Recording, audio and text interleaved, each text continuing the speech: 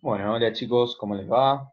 Esta es la primera clase de microbiología dentro de lo que es el área de injuria, donde vamos a charlar un poquito acerca de las generalidades de la microbiología y en términos generales vamos a abordar todos los métodos diagnósticos de los cuales vamos a ir hablando eh, a lo largo de las clases.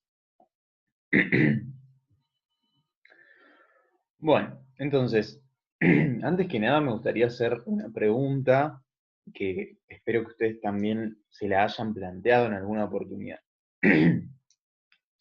¿Para qué es importante que un hospital, que un sanatorio cuente con un servicio de microbiología? ¿Para qué me sirve tener microbiología en un inspector de salud? ¿Cuál es el trabajo de los microbiólogos y en qué mejora la calidad de vida de un paciente? ¿En qué mejora el proceso salud-enfermedad-atención? Básicamente, contar con un microbiólogo y contar con la posibilidad de, valga la redundancia, hacer métodos, ¿sí? Poner en práctica métodos de diagnóstico microbiológico, nos permite llegar a un diagnóstico etiológico, un diagnóstico preciso de las distintas infecciones. Ustedes sabrán que existen dos tipos de tratamientos, a grandes rasgos, de tratamiento antibiótico. Cuando hablamos de tratamiento antibiótico podemos hablar del tratamiento empírico y del tratamiento específico. Cuando hablamos del tratamiento específico, hacemos referencia a que yo sé cuál es el microorganismo que está afectando a esta persona, ¿sí? Y voy a colocar un antibiótico que sé que funciona para ese microorganismo, conociendo el microorganismo que está afectando a esta persona, ¿sí? ¿Por qué? Porque hice un estudio microbiológico que me permitió descubrir eso. Ahora, el tratamiento empírico hace referencia al tratamiento que, o sea, ¿qué es el empirismo? El empirismo hace referencia a lo que se hace porque se sabe o porque por costumbre se hace así o porque se aprendió viendo la práctica, ¿sí? Y a partir de lo que se ve en la práctica se hace. Eso es el empirismo. ¿Qué sería un tratamiento empírico? Un tratamiento empírico es aquel que yo digo, bueno, un paciente tiene una neumonía. ¿Cuáles son los agentes causales de neumonía? Y lo más probable es que tenga un neumococo. Entonces pongo antibióticos para tratar neumococo. ¿Sí? ¿Qué es lo que pasa con el tratamiento empírico? En algunas infecciones, como por ejemplo la neumonía, es muy bueno el tratamiento empírico, digamos, porque no es tan necesario llevar a cabo estudios microbiológicos, porque sí, la realidad es que las neumonías bacterianas en su mayoría son producidas por neumococo. Y los fármacos que cubren al neumococo también cubren a otros agentes causales de neumonía bacteriana. Entonces, por eso la neumonía es una patología en la cual yo puedo utilizar un tratamiento empírico y conformarme con eso y no utilizar un método de microbiología.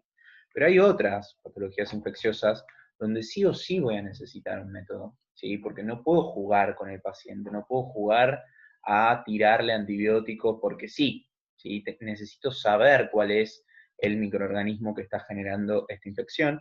Y el ejemplo típico es la meningitis, ¿sí? La meningitis es una urgencia infectológica, es una enfermedad muy severa que si yo la trato mal o no la trato, puedo dejar secuelas irreversibles en los pacientes. Entonces, la pregunta acá es, ¿para qué sirve microbiología? Bueno, sirve justamente para que la mayor parte de los tratamientos que se lleven a cabo en un hospital, en una clínica y demás, sean tratamientos específicos, ¿sí? ¿Y qué representa para el paciente un tratamiento específico? Representa un tratamiento eficaz, un tratamiento seguro, un tratamiento que yo sé que le voy a dar ese antibiótico y el paciente va a mejorar después de determinada cantidad de días. Muchas veces con los tratamientos empíricos lo que ocurre es que yo le doy el antibiótico al paciente y el paciente no mejora y tiene que volver al médico. Y eso para el paciente representa gasto, representa pérdida de tiempo, ¿sí? Porque no le pegaste al antibiótico por no hacerle un estudio microbiológico. ¿Estamos? Después, ¿qué representa para el Estado, ¿sí? Que los tratamientos sean específicos? Representa un ahorro de dinero, ¿sí? Porque si yo tengo que andar jugando con antibióticos y probando antibióticos en los pacientes, gasto un montón de dinero en vez de arrancar y de entrada dar el antibiótico correspondiente. ¿Y qué representa para el mundo? utilizar tratamientos antibióticos específicos.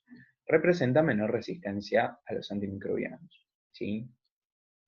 Porque ustedes saben que la utilización de antimicrobianos no es gratis, ¿sí? Cada vez que usamos antimicrobianos hay bacterias de la microbiota habitual que mueren, ¿sí? Y esas bacterias de la microbiota habitual al morir dejan espacios vacíos, y esos espacios vacíos pueden ser ocupados por bacterias que sean resistentes a esos antibióticos, que hicieron morir justamente a las bacterias de la microbiota habitual que sí fueron susceptibles. Eso, ¿en qué resulta? Resulta que luego de un determinado tiempo, las bacterias de la microbiota habitual de esta persona van a ser todas resistentes a ese antibiótico. Bueno, el diagnóstico microbiológico correcto se logra a través de estos pasos. Primero vamos a tener la realización de una historia clínica, ¿sí? La historia clínica, quiero que en injuria y en defensa, cada vez que a ustedes les pregunten cómo diagnosticar una patología, la respuesta es mediante la historia clínica. Esa es la respuesta a cualquier patología. ¿Cómo diagnosticás el lupus? Historia clínica. ¿Cómo diagnosticás sífilis? Historia clínica. ¿Cómo? Todo historia clínica. ¿Por qué? Porque la historia clínica es un documento, primero, además de ser un documento legal, ¿sí? Es nuestra arma, la historia clínica, ¿sí? Además, cuenta con 3 patas: anamnesis, examen físico, y luego vienen los estudios complementarios. Nosotros, acá en microbiología, por supuesto, estamos ubicados en esa tercera pata que comprenden los estudios complementarios. Pero a mí de nada me sirve pedir un estudio complementario directamente a un paciente si no le hice primero una anamnesis y un correcto examen físico, ¿sí? Porque además hay muchas patologías que ya con una anamnesis y un examen físico las voy a diagnosticar, ¿sí? No necesito por ahí estudios complementarios y hacer gasto de dinero sin sentido. Entonces nunca se olviden de eso. Después tenemos, bueno, el diagnóstico presuntivo, que va a surgir de la anamnesis y del examen físico, y la solicitud de estudios complementarios, ¿sí? Una vez que uno hizo la anamnesis y el examen físico, se arma un diagnóstico en su cabeza, ¿sí? Vos suponés que el paciente tiene tal cosa. Y esto siempre es así, porque el médico que no supone nada tiene que pedir 850.000 estudios, ¿sí? Obviamente son cosas que pasan, hay veces que uno no sabe dónde tiene la infección el paciente, ¿sí? El paciente tiene fiebre y leucocitosis, y vos no sabés dónde está infectado. Entonces sí, vas a pedir hemocultivo, urocultivo, cultivo de líquido cefalorraquídeo, por lo menos, ¿sí? Pero si vos hiciste una buena anamnesis y un examen físico y lograste recoger datos, te vas a ir orientando hacia dónde está la infección, hacia cuál es la patología que el paciente tiene, y a partir de eso vas a solicitar los estudios complementarios. Por eso yo siempre les voy a insistir que es muy importante hacer una buena anamnesis y un buen examen físico para orientar el perfil de los estudios complementarios que voy a solicitar y no solicitar estudios complementarios porque sí. Después tenemos la toma de muestra. Recuerden que la toma de muestra, bueno, ¿qué es? Es recolectar muestras biológicas, ¿sí? O sea, fluidos. O bien tejidos, ¿sí? Esta recolección debe cumplir con ciertas características, ¿sí? Debe ser del material del sitio real de la infección. ¿Qué significa esto? Si yo tengo un paciente con una neumonía, a mí me conviene que la muestra venga de pulmón, porque la neumonía es una infección pulmonar.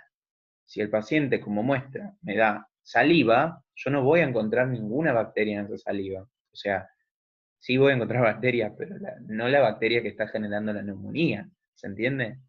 No voy a encontrar el agente causal de la neumonía en la saliva. Entonces necesito que la muestra que el paciente me vaya a dar para que yo le pueda diagnosticar una neumonía sea el esputo, ¿sí? Que es justamente el moco que viene del alveolo pulmonar. ¿Eh? Bien. Por ejemplo. Si no, directamente se hace un lavado broncoalveolar, que es un método totalmente invasivo, a través del cual con un broncoscopio, ¿sí? Se le toma la muestra directamente del alveolo al paciente. Que obviamente eso no se hace en todos los casos. Pero bueno, me aseguro de que la muestra provenga estrictamente de pulmones. Incluso con el esputo yo no estoy 100% seguro de que ese esputo venga de pulmón, ¿sí? Porque hay pacientes que no saben expectorar bien. Por ejemplo, los niños no te van a dar un esputo, ¿sí? Y bueno, hay adultos que tampoco. Entonces, bueno, debe establecerse el momento oportuno para la recolección de las muestras, conociendo la historia natural de la enfermedad que la persona posee. ¿Qué quiere decir esto? Es importante que yo conozca la historia natural de la enfermedad que la persona tiene para poder para saber cuándo tengo que solicitar qué estudio complementario, por ejemplo. ¿Por qué? Porque si no voy a hacer que el paciente gaste dinero, voy a hacer que el hospital gaste, o el sanatorio gaste recursos sin tener un objetivo. Por ejemplo, ahora que estamos con todo esto del COVID, si yo le solicito a un paciente que acaba de tener COVID y que le acaban de dar el alta, le solicito los anticuerpos, es muy probable que esos anticuerpos den negativos, ¿sí? ¿Por qué? Porque se sabe que tienen que pasar un determinado tiempo desde que la persona está de alta para que los anticuerpos alcancen títulos que sean detectables en sangre. ¿Estamos? Otro ejemplo, HIV. El HIV tiene un periodo de ventana, ¿sí? El periodo de ventana es el momento, es el tiempo durante el cual no vamos a poder obtener un resultado positivo de las pruebas de detección de HIV, que actualmente ese periodo de ventana es muy, muy cortito, ¿sí? Es más o menos de 2 semanas, ¿sí? Pero ¿qué pasa? Si el paciente tuvo una relación sexual de riesgo ayer y viene a consultarme a mí y yo hoy le hago el estudio, y probablemente le dé negativo, ¿sí? Pero lo cual no significa que sea realmente un negativo real. Entonces es muy importante conocer la historia natural de la enfermedad y esa es nuestra tarea como médicos. Bueno, debe obtenerse una cantidad suficiente de la muestra, porque si me dan muy poquita muestra no me sirve. Deben utilizarse adecuados dispositivos para la recolección, transporte y conservación, y siempre en condiciones estériles, a fines de asegurar una óptima recuperación de los microorganismos. Muchos de los microorganismos se pierden en ese transporte, ¿sí? En la recolección o en el transporte. Entonces es muy importante que la persona que toma la muestra sepa tomarla y sepa transportarla, ¿sí? Y si no se sabe, que el paciente vaya directamente al servicio de microbiología a hacerse tomar la muestra. Porque hay muchos microorganismos que al ser transportados, al transportar las muestras, los microorganismos se pierden en el camino. Bueno, deben obtenerse las muestras antes de la administración de antimicrobianos. ¿Qué quiere decir esto? Y bueno, es bastante evidente. Si el paciente ya tomó antibióticos, probablemente el estudio me dé negativo, porque justamente el antibiótico mató ese bicho, básicamente. O bien aclararlo en la orden del pedido. ¿Por qué? Porque hay algunas técnicas, ¿sí?, que van a dar positivas incluso en pacientes que ya hayan iniciado un esquema de antibióticos. El ejemplo típico es la meningitis. Por ejemplo, un paciente que tiene clínica de meningitis, uno le hace la toma de líquido cefalorraquídeo y normalmente ese líquido cefalorraquídeo se va a cultivar. ¿Qué pasa? Si el paciente ya tomó antibióticos, el cultivo le va a dar negativo, pero la PCR le va a dar positiva, porque la PCR lo que detecta es el ácido nucleico del microorganismo causal de la infección. Si el paciente tomó antibióticos, sí, mató las bacterias en ese líquido cefalorraquídeo, pero el ADN o ARN, perdón, el ADN de las bacterias va a seguir disponible, ¿sí? Va a seguir ahí viable y detectable en ese líquido cefalorraquídeo. Bueno, rotular en forma correcta los envases, por supuesto, ¿sí? Y al remitir la muestra se deberá agregar información relevante referida al paciente. Bueno, ¿qué enfermedad tiene? ¿Qué comorbilidades? ¿Qué edad? ¿Sí? Acuérdense que el microbiólogo, así como el anatomopatólogo, no son adivinos, ¿sí? Nosotros siempre les tenemos que administrar información. ¿Es una mujer embarazada? Obviamente que le importa al microbiólogo si es una mujer embarazada, porque si es embarazada directamente hay antibióticos que no se prueban, porque vos ya sabés que ese antibiótico a la embarazada no le podés dar. Entonces por ahí probás otros antibióticos. Entonces es importante que el microbiólogo sepa frente a qué paciente me encontré en el consultorio, porque ellos claramente al paciente no lo ven. Bueno, la conservación y el transporte, un poquito más de lo que ya mencioné, el material debe enviarse lo más rápido posible porque hay microorganismos que se pierden en el camino. Cada muestra y cada estudio a realizar tiene un medio de conservación y transporte particular, ¿sí? Los más usados son los medios de transporte Stuart y AMIES, ¿sí? que evitan la desecación, acción de tóxicos y la multiplicación de los microorganismos. No, apreté cualquier cosa. Ahí. Ahí está. Bueno, envío al laboratorio de microbiología clínica, ¿sí? Por supuesto, esa muestra va a ser enviada al laboratorio de microbiología, donde el microbiólogo la va a procesar, ¿sí? Y va a realizar un informe acerca de lo que encontró, ¿sí? Recuerden que el informe definitivo siempre va a salir de un estudio como, por ejemplo, el cultivo o de una técnica de biología molecular, ¿sí? Todo lo que sean los informes preliminares son los que salen, por ejemplo, de una observación por tinción de Gram, ¿sí? La tinción de Gram nunca me va a dar un informe definitivo, porque lo único que me dice la tinción de Gram es hay cocos, hay bacilos, son Gram positivos o son Gram negativos. En cambio, el cultivo me va a decir creció tal y tal microorganismo. Bueno, y por último, nos toca a nosotros interpretar ese informe, ¿sí? Para eso, por supuesto, tenemos que habernos armado de conocimiento a lo largo de la carrera. Y por último, el tratamiento, que ya les expliqué la diferencia entre el tratamiento empírico y el tratamiento específico. Bueno, vamos a ver cuáles son las distintas formas que tenemos para investigar microorganismos en el laboratorio de microbiología. Bueno, hay dos grandes grupos de métodos para la investigación de un microorganismo, que son los métodos directos y los métodos indirectos. Siempre acuérdense que los métodos directos lo que hacen es buscar el microorganismo o una parte del microorganismo.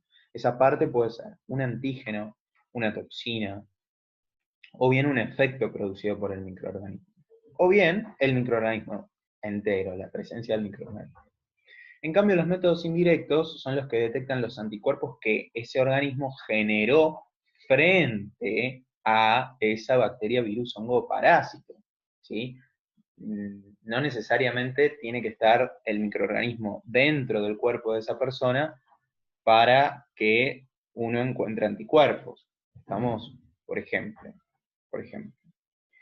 yo tuve paperas cuando tenía 17 años. Si a mí ahora me buscan anticuerpos virus de la parotitis, me los van a encontrar. No significa que yo estoy infectado en este momento, ¿sí? Recuerden que hay anticuerpos IgM e IgG, ¿sí? Las IgM son las que predominan en lo que es la respuesta inmune primaria, o sea, frente al primer contacto con una bacteria, virus, hongo o parásito, ¿sí? Acuérdense la M de mamá, ¿sí? Las mamás son siempre las primeras. Entonces, por lo general, la presencia de una IgM para determinada patología, para determinado microorganismo, me habla de una infección relativamente reciente, ¿sí? Esto es variable, ¿sí? Porque las IgM frente a algunos microorganismos duran un montón de tiempo, en cambio las IgM frente a otros microorganismos duran muy poquito. Eso siempre es variable y hay que ver en cada caso, pero por lo general IgM es infección reciente. En cambio, las IgG son las inmunoglobulinas que predominan en una respuesta inmunológica secundaria. Son inmunoglobulinas que son mucho más vigorosas en su accionar que las IgM, ¿sí? Son más potentes y demás. Siempre la respuesta inmune secundaria es mejor que la primaria, ¿sí? Y muchas veces son las que persisten de por vida, las IgG.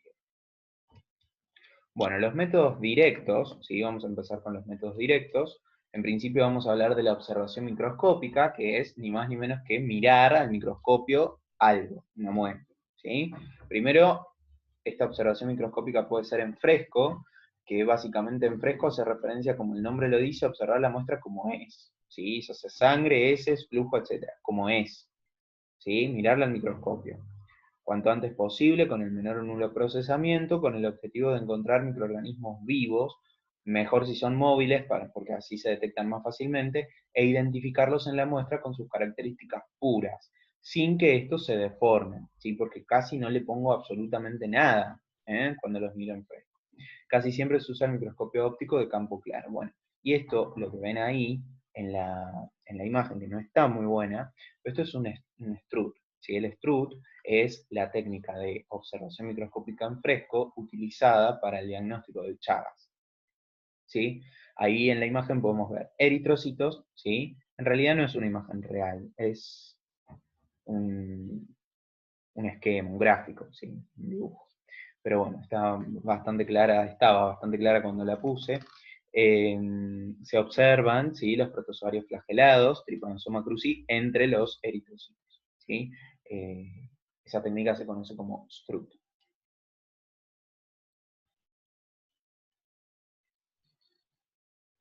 Otra cosa también importante del fresco, ¿sí? El fresco nos permite observar también la reacción inflamatoria que existe en esa muestra, ¿sí? Lo cual siempre es un dato de alta relevancia, porque por lo general la presencia de microorganismos patógenos desencadena una respuesta inmunológica, una respuesta inflamatoria importante. Entonces, donde hay infección, por lo general voy a encontrar un montón de leucocitos por campo, ¿sí? Un montón de leucocitos, en algunos casos eh, células epiteliales en abundancia o células epiteliales rotas y demás. Son todas cosas que en el mismo fresco se observan y el microbiólogo las describe. Bueno, después tenemos, así como dijimos recién, la observación en fresco es una observación casi sin nada, tenemos por otro lado la observación por coloración, que esto es el famoso Gram, ¿sí? La tinción de Gram. ¿Cuál es el objetivo de las tinciones? Destacar alguna característica, ¿sí?, de una bacteria en este caso. Pero también hay tinciones para hongos, por ejemplo, eh, o para parásitos.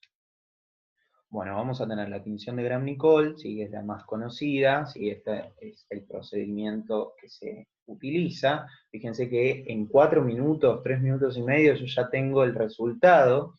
La tinción de Gram consta de la utilización de dos colorantes y dos sustancias, una mordiente y la otra un decolorante. En principio yo tomo violeta de genciana, que es un colorante básico, y tiño la muestra. Tanto las gram positivas como las gram negativas se van a teñir de violeta. Luego voy a poner Lugol, que el Lugol va a actuar como mordiente, o sea, va a favorecer que ese peptidoglicano mureína capte el primer colorante, la violeta de genciana. Luego lo que voy a hacer es colocar una mezcla de alcohol y acetona por 30 segundos, que es un decolorante, ¿sí? Fíjense, un decolorante, una mezcla de alcohol y acetona, ¿cuáles van a ser los componentes de esa bacteria que van a degradar? Por supuesto, los componentes lipídicos.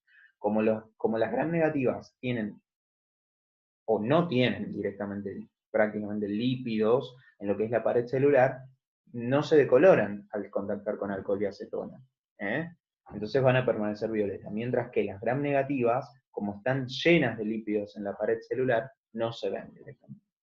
Y por último tenemos la fucsinosafranina, que es un colorante que se utiliza como contraste para diferenciarlo del primero, y ahí podemos ver cómo las gram positivas permanecen violeta porque persisten captando el primer colorante, la violeta genciana, mientras que las gram negativas que se habían decolorado ahora pueden captar el segundo colorante. Bueno, hay otra tinción que se llama tinción de Ciel-Nielsen, que es la que se utiliza para los bacilos ácido alcohol resistentes. Acá es medio paradójico, ¿por qué? Porque son bacilos que tienen esa resistencia al ácido alcohol, ¿sí? a las mezclas de ácido y alcohol que poseen estas bacterias, se las deben a ácidos grasos de su pared, ¿sí? Ácidos grasos que son muy fuertes y muy complejos, que se encuentran a nivel de la pared de las bacterias del género Mycobacterium. Entonces, en esta tinción vamos a utilizar dos colorantes. Una es una fucsina que sufre primero un procesamiento, ¿sí?, en la cual es calentada 3 veces hasta obtener vapores blancos, para que penetre mejor a través de esa gruesa capa de lípidos que poseen los bacilos ácido alcohol resistentes. Y en segundo lugar, el azul de metileno, que actuaría como contraste, ¿sí?, como colorante de contraste. Básicamente lo que vamos a tener, en principio, la fucsina calentada va a teñir tanto a los bacilos ácido alcohol resistentes como a otras bacterias, ¿sí? Todos se van a teñir de rojo o rosado.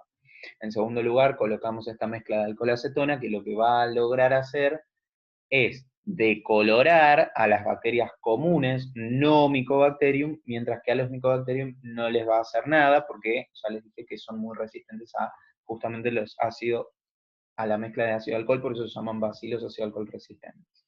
Y después tenemos al usar el segundo colorante, que es el contraste, por supuesto los VAR no se van a teñir porque nunca soltaron el primer colorante, están firmemente adheridos a él, mientras que las otras bacterias se van a teñir de azul. Bueno, acuérdense que los bacilos ácido alcohol resistentes son Mycobacterium, ¿sí? Las bacterias del género Mycobacterium, Mycobacterium tuberculosis, Mycobacterium leprae, y hay varios otros que me interesan. Bueno, el cultivo. Si el cultivo es lo más utilizado en microbiología, en cualquier laboratorio de microbiología clínica es lo más utilizado. La realidad es que los laboratorios de microbiología que nosotros conocemos, que vemos, que vamos a conocer en distintos hospitales donde estamos, los métodos que hacen son todos con microscopio, o sea, observación en fresco, observación por tinción, cultivo, identificación y antibiograma. Después, todo lo que sea técnicas de biología molecular se hacen en laboratorios especializados. Bueno, ¿cuál es el objetivo de un cultivo? Básicamente el cultivo tiene como objetivo replicar las condiciones que a determinada bacteria u hongo les resultan óptimas para vivir, ¿sí? Entonces, para eso, por supuesto, tengo que conocer las características de esta bacteria u hongo. Después, bueno, todo esto son cultivos bacterianos, todos estos. Fíjense que hay distintos medios de cultivo. Hay medios de cultivo que son sólidos, hay medios de cultivo que son líquidos, hay medios de cultivo, todos estos son medios de cultivos artificiales, ¿sí? Cuando nosotros hablamos medios de cultivos naturales, es hacer crecer un microorganismo en un embrión, en un tejido, cosa que para bacterias no se hace, para hongos tampoco, se hace para virus, pero no en laboratorios de microbiología clínica. Eso se hace solamente con objetivo de investigación. Lo que utilizamos en los laboratorios comunes son los medios de cultivo artificiales. Hay algunos que se llaman selectivos. Los medios de cultivo selectivos tienen determinados antibióticos y compuestos que van a impedir el crecimiento de determinadas bacterias, ¿sí? Permitiendo el crecimiento de otras. ¿Estamos? Un ejemplo que se me ocurre es el medio de cultivo de Thayer-Martin, ¿sí? Que es el medio de cultivo que se utiliza para diagnosticar, por ejemplo, la gonorrea, ¿sí? Para hacer crecer el gonococo. Si yo tomo una muestra del fondo del saco vaginal y del cérvix de una mujer, son sitios donde va a haber un montón de bacterias, ¿sí? De la microbiota habitual de vagina. Entonces, si yo coloco todo eso en un medio que no sea selectivo, me van a crecer un montón de bacterias tapándome al gonococo. Entonces no voy a poder ver el gonococo.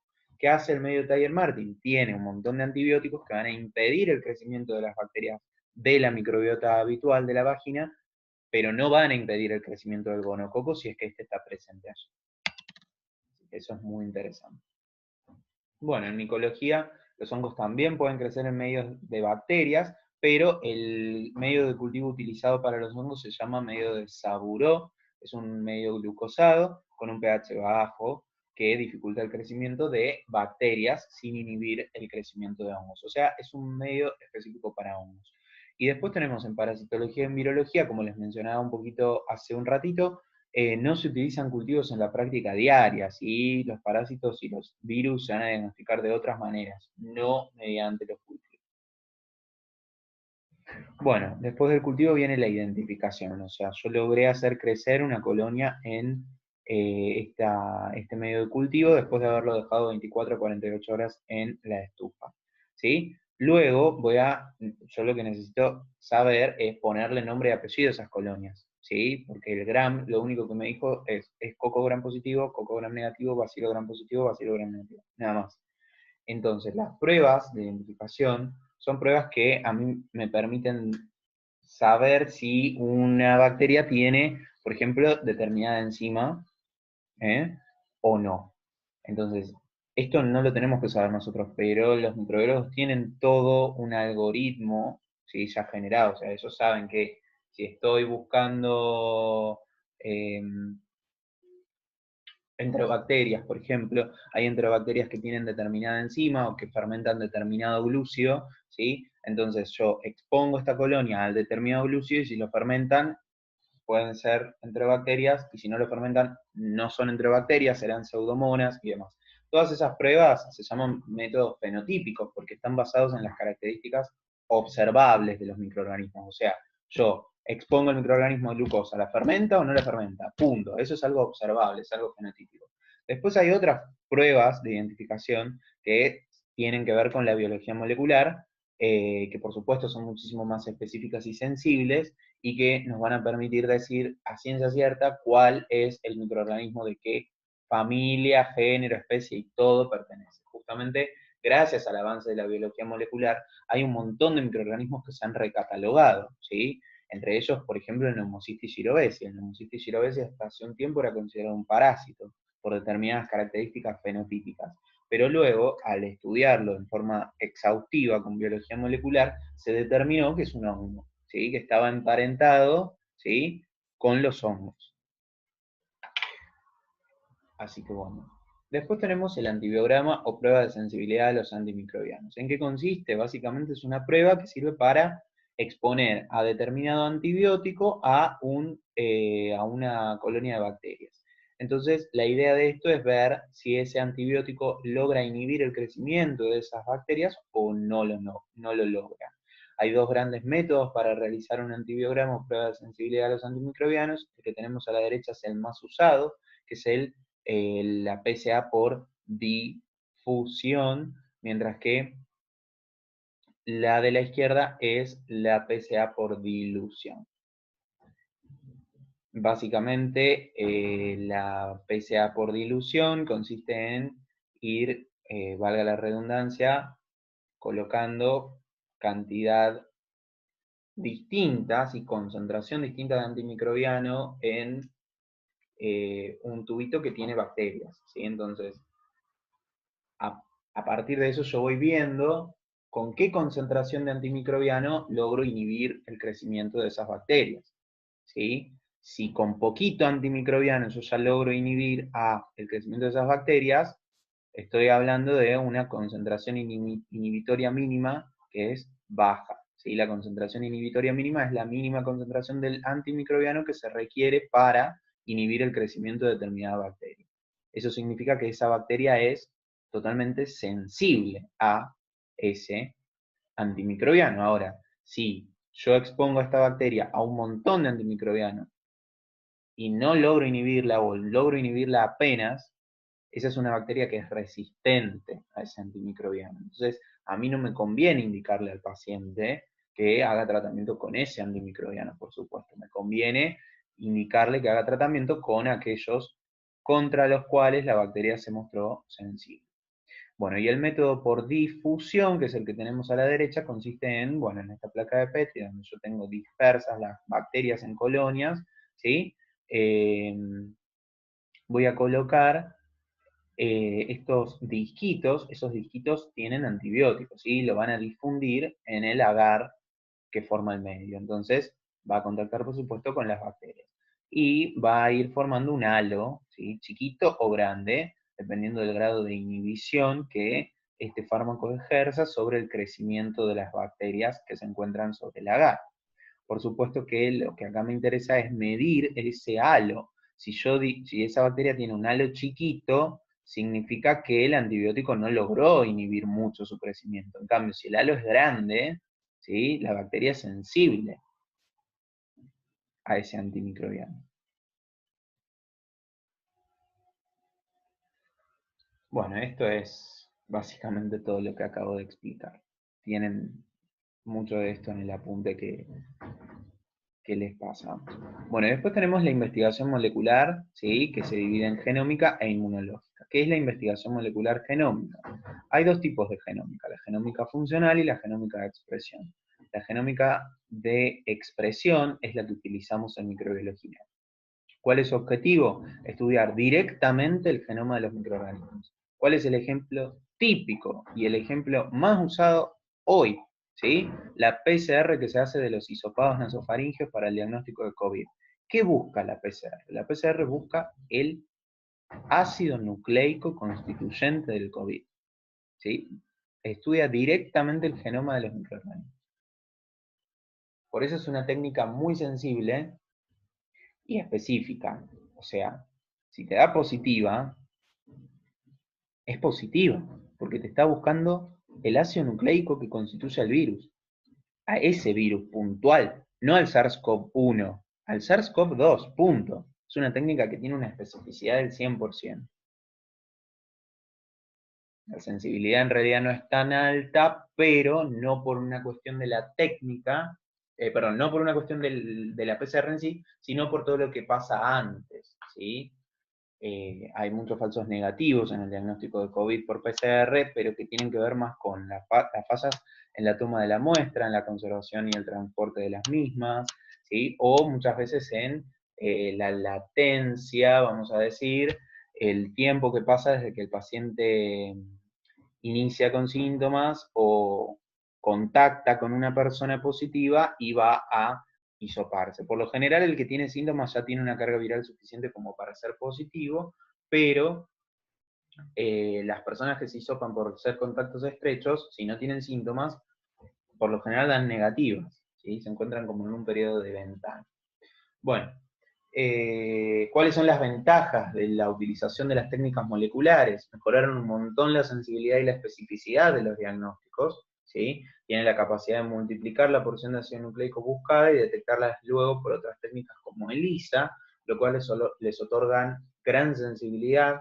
Bueno, son muy veloces, ¿sí? Se pueden utilizar distintas muestras, se pueden detectar distintos microorganismos a la vez, y existe la capacidad de cuantificar la cantidad de ácido nucleico bajo el término de carga viral. ¿Sí? ¿Qué es la carga viral? Es la cantidad de copias de virus, por ejemplo, para el HIV se utiliza, ¿sí? Es la cantidad de copias virales que existen por milímetro cúbico de sangre en circulación.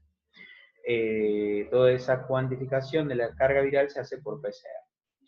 Las desventajas del uso de las técnicas moleculares es que no permiten aislar microorganismos para estudios de resistencia, eso lo voy a lograr solamente con el cultivo, no se pueden realizar en cualquier laboratorio, recuerden que se requieren laboratorios de altísima complejidad, y en algunos casos también los falsos positivos, ¿sí? Porque muchas veces, por ejemplo, si yo hiciera una PCR, por ejemplo, para diagnosticar una neumonía, muy probablemente me dé positiva una PCR de un esputo para diagnosticar neumonía, porque, a ver, Streptococcus pneumoniae en la vía aérea superior tenemos todos, o la mayoría de la población. Entonces, como es una técnica tan sensible que detecta ácidos nucleicos, en ese caso daría positivo, pero no, eso no significa que el Streptococcus pneumoniae, que forma parte de mi microbiota habitual en faringe, me esté generando una neumonía. Bueno, la técnica genómica más utilizada es la PCR, que es la reacción de cadena de la polimerasa, que es una técnica de amplificación. Básicamente lo que hace es toma un pedacito de los ácidos nucleicos del microorganismo en cuestión y la replica millones de veces, ¿sí? Por eso se llama amplificación, porque aumenta un montón la cantidad de veces que ese ácido nucleico se encuentra en esa muestra, ¿sí?